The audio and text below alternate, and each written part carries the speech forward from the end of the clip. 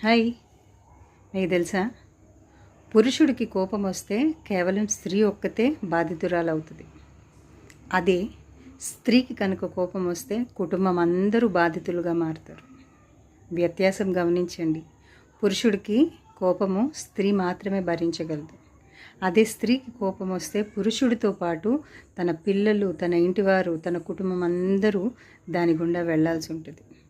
కాబట్టి స్త్రీలను అర్థం చేసుకుందాం. అందరూ ఒకటేలాగా ఉంటారని నేను చెప్పట్లేదు, కానీ నీకు ఉన్నటువంటి ఆ స్త్రీ గుణగణాలని బట్టి మంచివాళ్ళ, చెడ్డవాళ్ళ, స్వార్థపరుల అర్థమవుతుంది. కాబట్టి నీకు సహకరిస్తూ, నేను ప్రేమిస్తూ, నేను అన్ని విషయాల్లో సపోర్ట్ చేసే స్త్రీని ఖచ్చితంగా నువ్వు ప్రేమించాలి, అర్థం చేసుకోవాలి, గౌరవించాలి.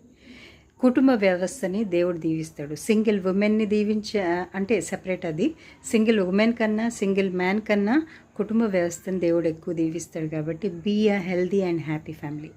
Okay, bye.